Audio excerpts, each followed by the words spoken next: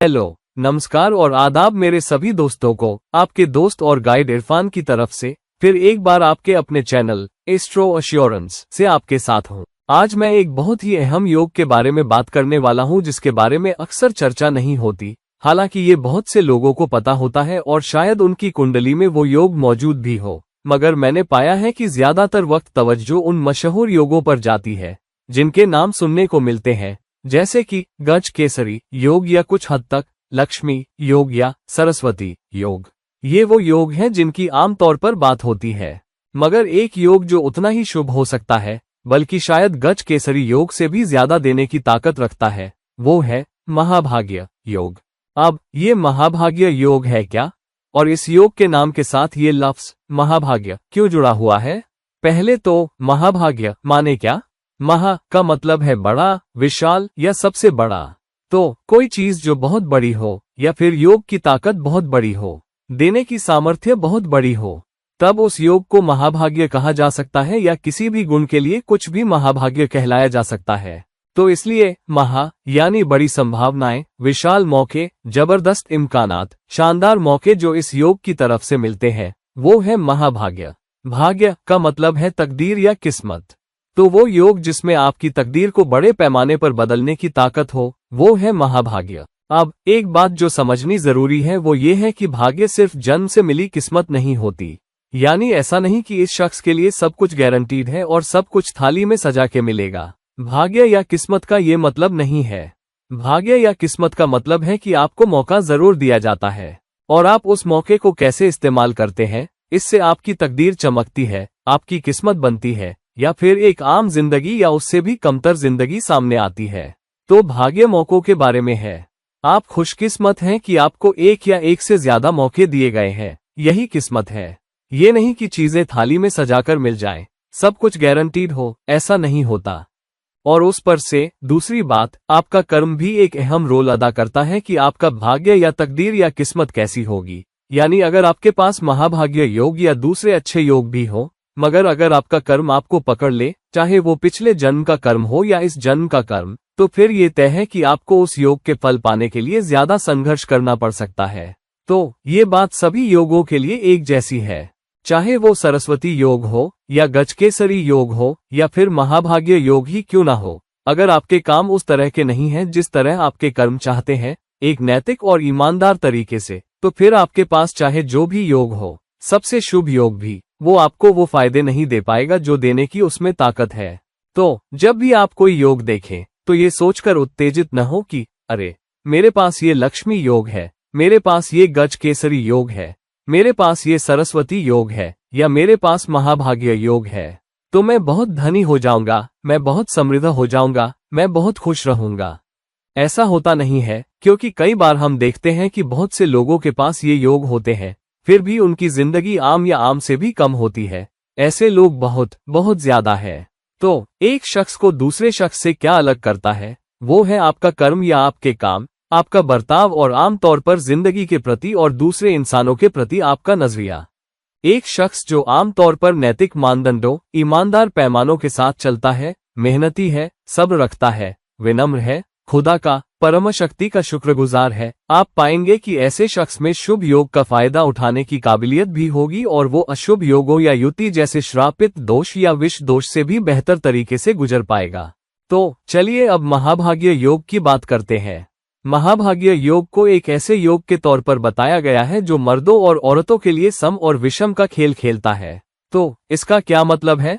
इसका मतलब है कि अगर कोई मर्द बच्चा किसी भी विषम राशि में पैदा हुआ हो, जैसे कि मेष या मिथुन या सिंह या तुला या धनु या कुंभ, तो ये है विषम राशियां। और अगर तीनों लग्न, सूरज और चांद, ये तीनों विषम राशियों में हो, तो फिर उस शख्स के पास महाभाग्य योग होना कहा जा सकता है। और सूरज और चांद किसी भी विषम राशि में हो, तो मिसाल के तौर पर अगर लग्न मेष है और सूरज मान लीजिए सिंह में है और चांद धनु में है, तो आप कह सकते हैं कि इस शख्स के पास महाभाग्य योग है।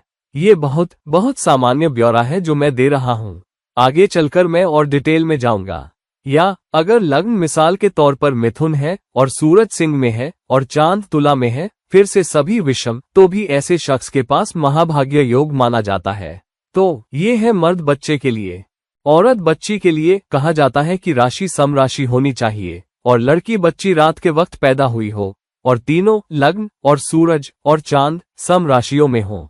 तो मिसाल के तौर पर अगर लग्न वृषभ है और सूरज कर्क में है और चांद कन्या में है तो तीनों सम राशियों में है। और अगर लड़की बच्ची रात के वक्त पैदा हुई है तो भी कहा जाता है कि उसके पास महाभाग्य योग है। तो क्या यही एकमात्र सामान्य ब्यौरा है जो उस योग को हासिल करता है या फिर कोई और भी जरूरी शर्तें हैं इस योग के सक्रिय होने के लिए? इस योग के सक्रिय होने की सबसे अहम शर्त यह है कि भले ही मुख्य शर्त पूरी हो जाए, मिसाल के तौर पर मर्द बच्चे के लिए विषम राशि में और दिन में जन्म लेने पर महाभाग्य योग की शर्त पूरी हो जाए, मगर अगर सूरज और चांद या लग्न पर कोई पापी ग्रहों की दृष्टि हो या पापी ग्रह बैठे हो, तो मिसाल के तौर पर अगर लग्न पर शनि हो या राहु सूरज को ग्रस्त करे या सूरज ग्रहण या चांद के साथ शनि किसी दुष्ट योग में बैठा हो, भले ही विषम राशि में हो, तो ये योग खराब हो जाता है या असल में रद्द हो जाता है। तो ये इसकी एक नाजुक पहलू है। खास तौर पर ये योग किसी पापी ग्रह के साथ युति के कारण रद्द हो सकता है, जैसे कि राहु या केतु या शनि या फिर मंगल भी। अगर लग्न या सूरज और चांद पर किसी की दृष्टि हो तो योग की ताकत काफी कम हो जाती है, मगर पूरी तरह रद्द नहीं होती। तो ये बात तय है। ये है पहला पॉइंट। दूसरा पॉइंट, इनमें से किसी की भी नक्षत्र वो मुसीबत वाले नक्षत्र नहीं होने चाहिए, खास तौर पर जैसे कि अश्लेषा, ज्येष्ठा या आर्द्रा नक्षत्र या कुछ हद तक मूल नक्षत्र भी। तो ऐसे मुसीबत लाने वाले नक्षत्र हरगिज नहीं होने चाहिए जिसमें लग्न स्थित हो या सूरज स्थित हो या चांद स्थित हो। और ये बात चांद के लिए ज्यादा खास है क्योंकि चांद का नक्षत्र भी इंसान की जिंदगी का नक्षत्र बन जाता है। तो ये बहुत जरूरी है। तीसरा, सूरज के साथ कोई भी दहनशील ग्रह नहीं होना चाहिए, खास तौर पर कुंडली में सूरज द्वारा दहन किया हुआ कोई शुभ ग्रह। मिसाल के तौर पर सूरज का बृहस्पति या शुक्र को दहन करना तकलीफें पैदा करेगा ही और बेहतर किस्मत देने की काबिलियत घटा देगा, खासकर अगर शुक्र या बृहस्पति साथ में हो, सूरज द्वारा दहन किए हुए हो, क्योंकि बृहस्पति वो ग्रह है जो समृद्धि लाता है और शुक्र वो ग्रह है जो दौलत और ऐश्वर्य लाता है। तो निश्चित तौर पर भौतिक पक्ष पर और बृहस्पति के जरिए शिक्षा के पक्ष पर महाभाग्य योग के अच्छे असर कम हो सकते हैं। और एक और अहम बात यह है कि लग्न में या सूरज के साथ या चांद के साथ कोई भी नीच राशि का ग्रह नहीं होना चाहिए, तब भी एक मुश्किल आएगी। और आखिरी शर्त है कि चांद के साथ या लग्न में कोई वक्री ग्रह नहीं होना चाहिए, तब भी महाभाग्य योग झोंकों में काम करेगा, यानी वो आपको कभी बहुत अच्छी किस्मत देगा किसी वक्त पर, खासकर जब उस वक्री ग्रह की दशा आती है या अंतर्दशा आती है, और फिर दूसरे वक्त आप पाएंगे कि वो इतना अच्छा काम नहीं करता। तो ये बात तय है। अब क्या महाभाग्य योग आपकी पूरी जिंदगी भर काम करता है या फिर उसके चरण होते हैं? महाभाग्य योग ज्यादा शुभ तरीके से काम करेगा या बेहतर नतीजे देगा, खास तौर पर सूरज और चांद की दशा में या अंतर्दशाओं में भी। ये उस वक्त ज्यादा बेहतर नतीजे देगा जब शख्स अपनी सकारात्मक ऊर्जा और नैतिक चरित्र, ईमानदार बर्ताव का इस्तेमाल कर रहा होता है, न कि वो शख्स हो जो भौतिकवाद के पीछे भागता है या बदलता है और फिर दौलत हासिल करने के लिए अनैतिक तरीके अपनाता है। तो नैतिक आचरण ही वो चाबी है जिससे महाभाग्य योग सक्रिय होता है। तो महाभाग्य योग आपको क्या देता है? सबसे पहले वो आपको बहुत खुशकिस्मत बनाता है। वो आपको ऐसे हालात में भी खुशकिस्मत बनाता है जब दूसरों के लिए हालात बहुत खराब हो, बहुत सी मुश्किलें ला रहे हो। आप पाएंगे कि सबसे ज्यादा कोशिश भरे हालात में भी आप बेहतर स्थिति में हैं। तो अगर आप किसी ऐसे मुल्क में फंसे हैं जहां बहुत, आप जानते हैं, भूखमरी और गरीबी है, मगर आपके पास महाभाग्य योग है, तो आप पाएंगे कि आपके लिए संसाधन हासिल करना आसान है, जहां खाने के संसाधन, पैसे के संसाधन, कम से कम एक आरामदायक घर में रहना, अगर बड़ा घर नहीं तो आप पाएंगे कि जो लोग बहुत ही दलित, बहुत ही परेशान, पीड़ित मुल्क में भी पैदा हुए हैं, आपकी जिंदगी दूसरों से आसान है। दूसरी तरफ अगर ये योग किसी जातक की कुंडली में मौजूद है जब वो किसी अमीर मुल्क में रहता है, तो आप पाएंगे कि ऐसा शख्स उस इलाके के सबसे अमीर लोगों में से एक हो सकता है। उसके पास बहुत पैसा, समृद्धि हो सकती है, उसके पास दौलत हो सकती है, उसके पास घर हो सकते हैं, उसके पास जेवरात हो सकते हैं। तो उसे एक ऐसे शख्स के तौर पर जाना जाएगा जो धनी और अमीर है। उस पर से उसे ये भी लगेगा कि सौदे करते वक्त, दस्तावेज पर दस्तखत करते वक्त वो दूसरों के मुकाबले ज्यादा खुशकिस्मत है। तो अगर आप प्रतियोगी परीक्षा दे रहे हैं तो आप पाएंगे कि आपके लिए पास होना आसान है। किसी चीज की बोली लगाने में आप पाएंगे कि दूसरों के मुकाबले ज्यादा बार आप जीतेंगे। अगर आप घर खरीदने की कोशिश कर रहे हैं और कोई और भी खरीदने की कोशिश कर रहा है, आप पाएंगे कि आप दूसरों के मुकाबले ज्यादा सौदा पक्का कर पाएंगे। और अगर आप कोई मुश्किल सौदा करने की कोशिश कर रहे हैं, आप पाएंगे कि सौदेबाजी करते वक्त वो शख्स दूसरों के मुकाबले आपके लिए ज्यादा लचीला है। हालांकि शायद वो आपकी मांग से पूरी तरह सहमत न हो, मगर वो आपको दूसरों के मुकाबले जरूर ज्यादा छूट देगा। तो ये चीजें आप जरूर पाएंगे। और ये योग क्या करता है, वो आपको अचानक आए मुसीबतों, अचानक आए परेशानियों के वक्त भी खुशकिस्मत बनाता है। तो ऐसे लोगों ने पाया है कि सबसे गंभीर हादसों में भी, सबसे गंभीर सेहत की तकलीफों में भी ये लोग बहुत जल्दी वापस उभर आते हैं। इसकी एक वजह यह है कि चांद उन्हें टिकने की ताकत देता है, उन्हें एक बहुत मजबूत दिमाग देता है, उन्हें एक ऐसा दिमाग देता है जो बहुत उन्नत है और सही फैसले ले सकता है। तो आपका नजरिया भी एक मजबूत चांद, एक अच्छी जगह बैठे चांद से मदद पाता है। और दूसरी चीज है सूरज का अच्छी जगह और ताकत में होना, जो दिखाता है कि शख्स में बहुत नेतृत्व क्षमता होगी। वो बहुत सी ऊर्जा का इस्तेमाल कर पाएगा और समाज में अपनी हैसियत, अपनी इज्जत का इस्तेमाल अच्छी किस्मत के साथ मिलाकर आगे बढ़ पाएगा। तो मजबूत दिमाग, मजबूत लग्न, जहां लग्न आपको बनाता है, आपकी शख्सियत, आपकी इज्जत, आपकी ऊर्जा, आपका जोश, आपकी अच्छी सेहत और आपकी अच्छी किस्मत, ये सब मिलकर आपको ऊंचे मौके देते हैं, दूसरों से बेहतर कर पाने की ज्यादा संभावनाएं देते हैं। और इसीलिए ये योग बहुत बहुत अहम है। इस योग का एक अहम पहलू ये भी है कि लग्न के मजबूत होने, सूरज और चांद के बहुत मजबूत होने की वजह से आप पाएंगे कि ऐसे लोगों की नजर भी बहुत तेज होगी। सूरज और चांद आपकी आंखों की रोशनी को भी दिखाते हैं, तो बहुत बहुत कम ही ऐसे लोगों को आंखों की कोई तकलीफ होती है। दूसरी बात, ये लोग बहुत अंतर्ज्ञानी होंगे। वो उन मौकों को भी ढूंढ लेंगे जहां दूसरों को कम मौके नजर आते हैं। तेज नजर से वो उन चीजों को भी पा लेंगे जो दूसरों से छिपी हुई है। तो आप आसानी से पता लगा पाएंगे कि क्या कोई लोग आपकी पीठ पीछे काम कर रहे हैं या कुछ साजिश कर रहे हैं। तो आपके पास एक किस्म की अंतर्ज्ञान शक्ति होगी जिससे आप या तो खुद जान समझ लेंगे कि क्या हो रहा है, या फिर किसी स्रोत से पता चल जाएगा कि लोग आपकी पीठ पीछे काम कर रहे हैं।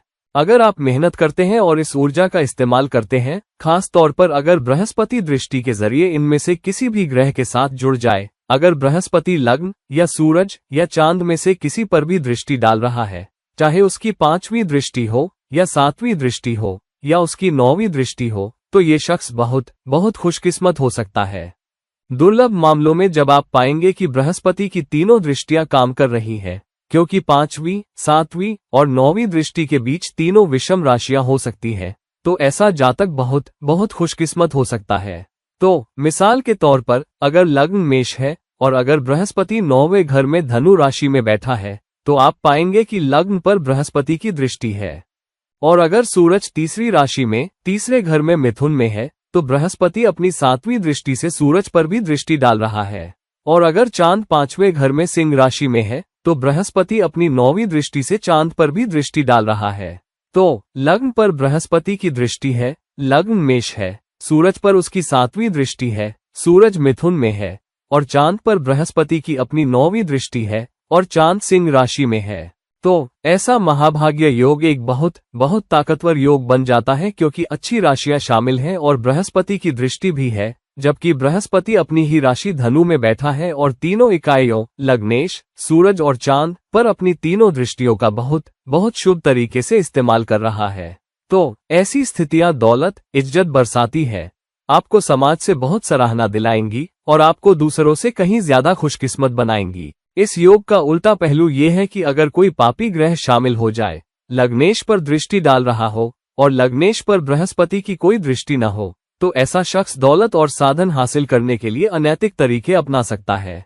तो पैसे के लिहाज से शख्स फिर भी खुशकिस्मत हो सकता है, मगर इज्जत के पक्ष पर उसे एक ऐसे शख्स के तौर पर जाना जाएगा जिस पर भरोसा नहीं किया जा सकता और जो समाज में अच्छी तरह नहीं जाना जाता और उसके पीछे सही लोग नहीं है। वो ऐसे लोगों से भी घिरा रहेगा जिनका नैतिक चरित्र बहुत अच्छा और मजबूत नहीं है। ऐसा शख्स अच्छी संगत भी नहीं रख सकता और आगे बढ़ने के लिए चालाकी और कूटनीतिक हथकंडे भी इस्तेमाल कर सकता है और किस्मत का इस्तेमाल आगे बढ़ने के लिए कर सकता है। मगर जब ऐसा शख्स ये करता है, तो आमतौर पर आप पाएंगे कि जिंदगी का आखिरी हिस्सा बहुत बहुत पीड़ा भरा या बदकिस्मती भरा हो जाता है, बजाय अच्छी किस्मत के। तो इसीलिए महाभाग्य योग वाले लोगों को बाकी समाज से ज्यादा सावधान रहना चाहिए, क्योंकि ये जातक को दिया गया एक बहुत मजबूत हथियार है महाभाग्य योग के जरिए। मगर कहा जाता है कि बहुत मजबूत योग दो धार वाली तलवार की तरह भी होता है। एक तरफ अगर आप योग का बहुत अच्छा इस्तेमाल कर रहे हैं तो आप बहुत कुछ हासिल कर सकते हैं, मगर दूसरी तरफ क्योंकि ये दो धार वाली तलवार है, अगर आप हथियार या तलवार को अच्छे से नहीं संभालते तो आप अपने हाथ भी काट सकते हैं। तो दोस्तों, ये अहम है कि अगर आपके पास महाभाग्य योग है तो उसका बहुत अच्छा इस्तेमाल करें, उसे बेहतर फायदे के लिए इस्तेमाल करें, उसे बेहतर शिक्षा के लिए इस्तेमाल करें, उसे समाज में बेहतर इज्जत और गौरव के लिए इस्तेमाल करें।